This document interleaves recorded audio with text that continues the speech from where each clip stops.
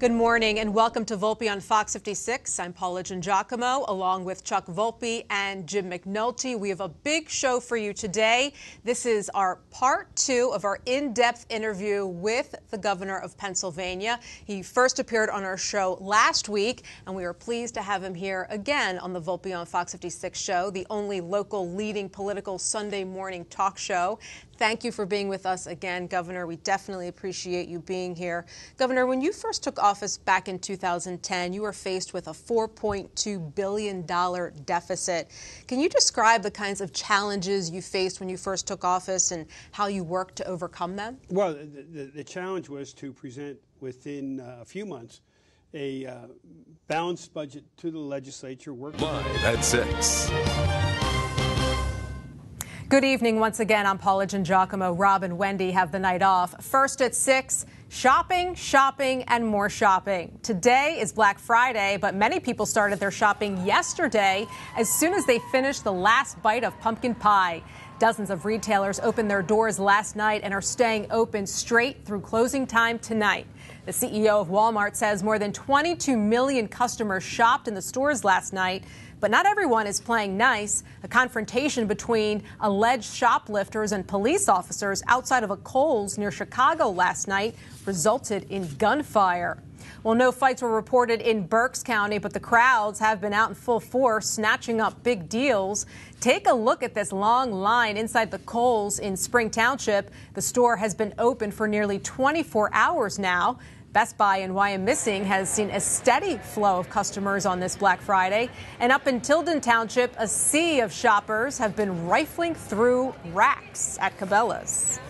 And when we showed up at about 4 a.m., there were so many people. There was a line out the front door, down the parking lot. We ended up actually going down the road and staying at a place and come back when it was a little less busy. Most shoppers we spoke with say the Black Friday deals are worth waiting in line for.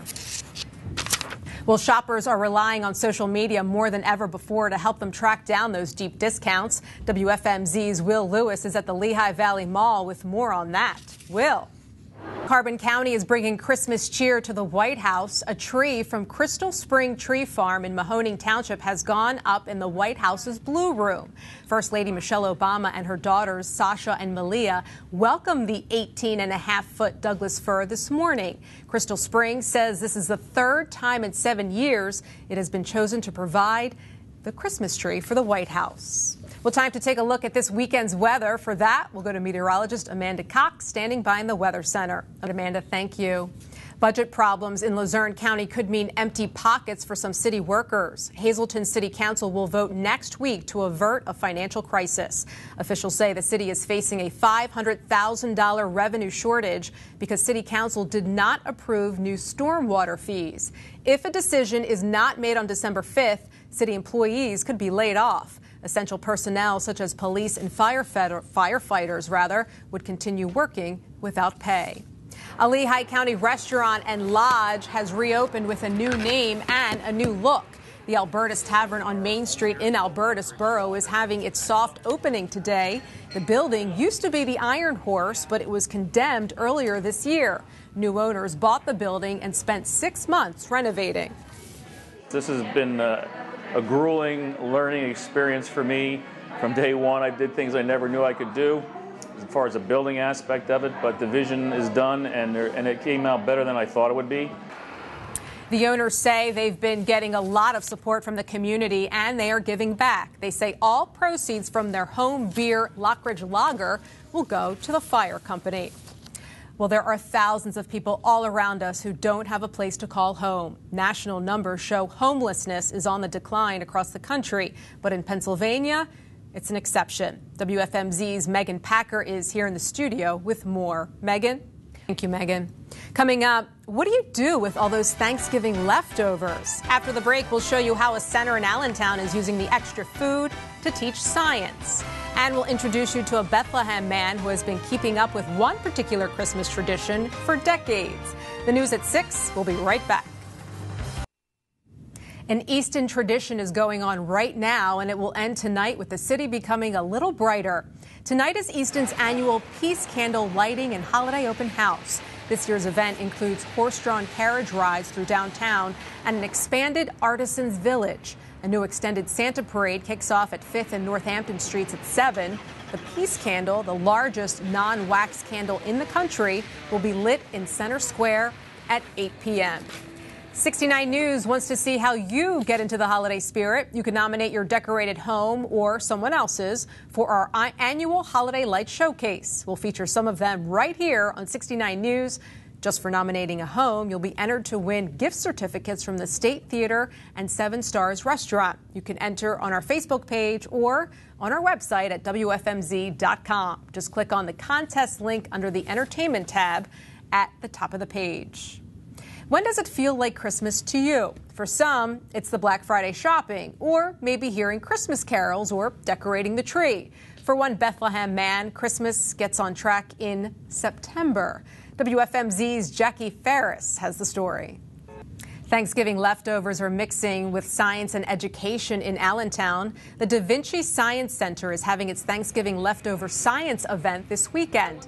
The center is showing kids how to bend bones with water and vinegar and write secret messages using cranberry juice. Workers are also creating carrot rockets and shooting pieces of carrot across the road.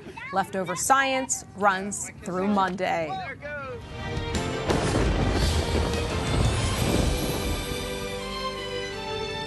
Well, if you are heading out this weekend, you may want to bundle up. It's cold out there. Amanda Cox joining us now with your weekend forecast. Hi, Amanda. Hi, Paula. It has been... It looks good for people heading home from their Thanksgiving dinners. It won't be too bad. Okay. Thanks, Amanda. Well, a happy ending more than a week after a tornado ripped through central Illinois. Jacob Montgomery of Washington, Illinois, has been reunited with his dog, Dexter. They were separated on November 17th when a tornado destroyed Montgomery's third-floor apartment. Dexter was found 9 days later under the rubble. Animal Rescue coaxed the 6-month-old puppy out of the debris using hot dogs, and the vet says Dexter is going to be just fine. Scientists believe a comet that was set to be destroyed by the sun could still be out there. They are studying spacecraft images to find out if a small part of the comet Ison survived its close encounter with the sun yesterday. Researchers say the comet seemed to have fallen apart at first, but new images show a streak of light that could indicate part of it survived. Sports is coming up next. There's a championship on the line in District 1 tonight. Troy has more on the game after the break. This weekend's History's headlines remembers a visit from the divine Miss Sarah. French stage star Sarah Bernhardt was one of the first internationally known actresses. And back in 1910, she graced the stage of Miller Symphony Hall in Allentown. To say that her performance was anticipated would be an understatement. Check out the full story this weekend on WFMZ.com. Look for History's headlines under the Features tab. Troy Hine with sports now. Hi, Troy. Hi, Paula. We have one state song who's a pitcher for the San Francisco Giants, played at Kutztown University, played with the Iron Pigs, has re-signed with the Giants today. It's a new one-year deal, so a lot of people around here are pretty excited about that, too. That's good news. Yeah, a little baseball trying to warm it up out here, you know. Yeah, that would be nice. Yeah. Warmer weather would be nice, but it's not happening. No, thanks, Troy. Well, the state new transportation bill may be causing more pain at the pump. WFMZ's Liz Kilmer has more on that and other stories you'll see tonight on 69 News. Here comes Santa Claus right out of the sky. Santa and 2 of his elves jumped out of a plane and into Veterans Memorial Stadium next to Shenandoah Valley High School today. After landing, Santa boarded a fire truck and headed to downtown Shenandoah with the high school marching band. Mrs. Claus, Rudolph, and Frosty were also on hand for the fun, of course. The event is a tradition put on by Mrs. T's Pierogies. Well, clear skies for that event today, huh? Yeah, but he was a trooper. That had to have been cold. It was well, cold. He's dressed warmly, so That's it's okay. Got a little weight on it. Yeah. Frosty liked it. It's cold out there. It's still below average, guys, for this time of year. Well, we'll take it. Yeah. At least it's above freezing. Above freezing, yes. Okay, thank you. Thanks, Troy.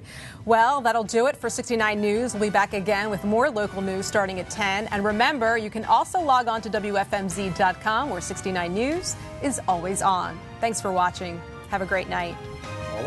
Rob, Wendy, while Ed Pawlowski is seeking re-election to a third term as Allentown's mayor, a nonprofit corporation in the name of Pawlowski for Governor has been created. Right now, the race for governor is crowded, but there's no individual that's dominating the playing field. And according to a political science professor from the Lehigh Valley, that could help the mayor in what's being considered a challenging race. A large group of Matt Cartwright supporters have gathered here. They are watching the election results as they come in. And as you said, the election results look pretty good for Matt Cartwright right now. Right now, Matt Cartwright is upstairs in a suite watching the election results come in with his family. And as Dwayne just said, he is looking to unseat incumbent Congressman Tim Holden, who has held his congressional seat for 10 terms. Matt Cartwright is an attorney. He's been an attorney for 24 years, and he's never held elected office. Rob, Flyers fans were hoping for a 4-game sweep Wednesday night against the Pittsburgh Penguins at home, but the Flyers lost 10-3. So tonight, Game 5 being played in Pittsburgh, and it's been a nail-biter of a game. The Flyers are down by 1. Fans here at PJ Wheelahan's in Bethlehem are nervous, but still confident the Flyers can pull off a win tonight and end this series. While the recent rains have made the fields perfect for planting, now it's the high winds and cold temperatures that are reasons for concern. The governor's proposal to cut 20% of state funding to health and human services and education has many fighting mad. 4 state legislators were on hand at a forum today to listen to those who are concerned about possibly losing the services that they rely on daily.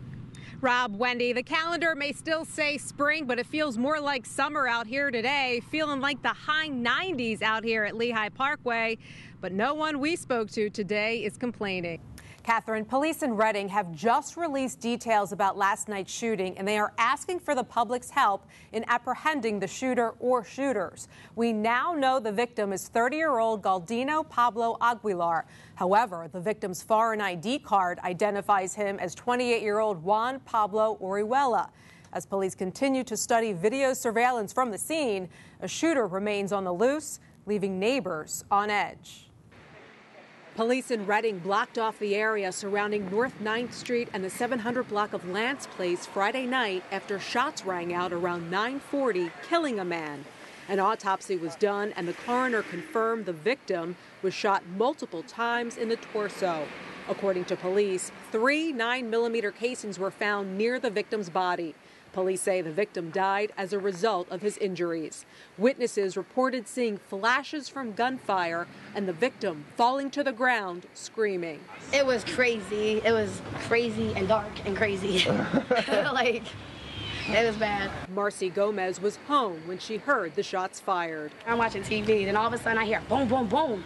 I come run out on my balcony. You see cops, you see blood, cops. And that's it. And all of a sudden, all the cops are just walking on the block, banging on people's doors, like, yo, what's up, what's up? I'm like, yo, there's old people on the block. You know what I'm saying? Stop knocking on people's doors. Corey Johnson was also home. He was sleeping and woke up to the sounds of gunfire right behind his house. Getting out and having kids, it kind of gives you an iffy feeling, you know, especially when you got your kids that play right next door, you know, or right outside. You know, you don't know what's going on. The motive behind the shooting remains a mystery tonight. Police are continuing their investigation and are asking if you have any information to call police. As for the shooter, police say that person remains on the loose and neighbors should be on alert. Wendy and Rob, police say the Ross Township monthly supervisors meeting just got underway shortly after 7 last night when 59-year-old Rockney Newell marched his way toward this building near Saylorsburg and started firing shots through a window, killing 3 people and injuring 3 others. This is Rockney Newell leaving his arraignment in Lehigh this morning. Police say around 7:20 last night, the 59-year-old opened fire through a window at the Ross Township Municipal Building. The shots passed through an office and entered the meeting room. 14 rounds were fired from that side window, and he didn't stop there. Newell also then went to a side door. As he approached that door, fired several additional rounds from the rifle. And entered that door, firing rounds into the meeting room. For a brief moment, police say the shooting stopped. That's when police say Newell left to change guns. According to state police, Newell returned with a .44 Magnum and fired additional shots through the front door. Police praised the quick action of two men at the meeting for putting a stop to Newell. They are Bernie Kozin, the director of parks, and Mark Kresh, a resident. As he began to enter into the meeting room, attendees at the meeting observed him returning two very courageous individuals. We'll provide you their names in just a minute. They are heroes in this whole incident. Two very courageous individuals positioned themselves in a way that they were able to jump on this subject as he came through the door. They wrestled with him in an attempt to subdue him, even while he was firing rounds from that .44 Magnum revolver. Now, Rockne Newell is charged with 3 counts of criminal homicide for the deaths of 62-year-old David Fleetwood of Saylorsburg, 64-year-old James LaGuardia of Saylorsburg, and 53-year-old Gerard Kozik of Saylorsburg. People injured: Linda Kozik, Frank Perano, and Howard Beers. Their injuries are said to be not life-threatening. Now, the flag here at the Ross Township Municipal Building is flying at half-staff in honor of the victims from this shooting here last night. In the meantime, as we have been here, people have been coming and laying flowers at the front door. Paola Giangiacomo reporting live for 69 News in Monroe County. 53-year-old Jerry Kozik of Saylorsburg and his wife Linda were among those inside the Ross Township Municipal Building when shots rang out during the monthly supervisors meeting August 5th. Jerry Kozik died. His wife Linda was shot in the leg and was just released from the hospital last week. Funeral services were put on hold so Linda could attend. Today, friends and family members gathered to say a final goodbye to a man described as passionate about his music, compassionate toward his friends, and devoted to his family. It's a real tragedy what's happening. Steve Bronstein was Jerry Kozik's friend for decades. While attending Kozik's funeral today in Broadheadsville, Bronstein reminisced about their days together in the music industry. Brilliant. He was a genius. He was a bona fide genius. He's one of the best musicians I've ever heard or known. I'm a musician myself, and we actually were friendly rivals. We both play keyboards and sing, and we've worked together along with his wife, Linda. He had a great sense of humor, and he was a great friend. As a professional musician, Kozik played throughout the Poconos and around the world. In June of 2004, he performed for President George Bush at the White House. As a young boy, Kozik was a charter member of the Singing Boys of Pennsylvania. Bernard Shade is the director. His musical group was asked to sing at Kozik's funeral. Shade remembers Kozik as jovial in nature, but always serious about his music. 1988, we were going to Japan, and I said, could you write me a jazz medley of songs, of American folk songs? And he did it. He wrote it in Japanese. We sang it before about 30 audiences, so his music was heard all over Japan. Jerry Kozik and his wife Linda had been married for 16 years. Linda's cousin says Kozik was not only passionate about his music, but also a devoted family man. They were like the perfect duo, both off stage and on stage. His legacy will live on, and she will make it through. She's vowed to not let his death be in vain. A website has been set up to help Linda Kozik with her mounting medical expenses. If you would like to donate, just go to our website, WFMZ.com. The alleged shooter, 59-year-old Rockne Newell, is facing criminal homicide charges in connection with that shooting in Monroe County. Catherine? Welcome to Parafest 2013 at the Sands Bethlehem Event Center, a convention that features anything that has to do with the paranormal, the supernatural, and horror. People that love horror movies, scary movies, people that love ghost TV shows, and also people that dig comic books and sci-fi. It's just a celebration of all of that. A celebration that includes everything from the mundane to the horrific. Looking for science fiction posters and pins, voodoo dolls, or scary pumpkins? It's here. You can also have your picture taken with a baby alligator or tarantula. Some event goers even dress up as their favorite horror character and attend zombie parties. How about a new doll? Sinceri from Philadelphia is here selling her handmade zombie babies. What I do is basically bring undead life to old discarded dolls. There are not only dozens of vendors here, but also celebrities are on hand for autograph signing. The fans and the audience of the show, The Walking Dead, come out. They're very well informed, well versed. It's really great. Actor Grant Wilson spent 8 seasons on the Sci-Fi Channel's hit cable TV show Ghost Hunters, a show that investigates paranormal activity, something Wilson enjoys doing off camera. Let's say at your house, you think some ghost is closing your door and slamming your door or something like that. I'll go in and look for drafts or check the balance of the hinges to see if there's any normal, natural reason. In so doing, you come across a lot of weird stuff that you can't explain away. So I'm just happy to help people. Parafest 2013 runs through Sunday. Admission starts at $20. In Bethlehem, Paola Giangiacomo, 69 News. You may have noticed this new billboard along the 400 block of South Lehigh Avenue in Frackville, Schuylkill County. The Coalition to Stop Gun Violence put up the billboard demanding the firing of Gilberton Police Chief Mark Kessler. He was suspended from his job August 1st for allegedly using department weapons and ammunition to make online videos showing him firing guns.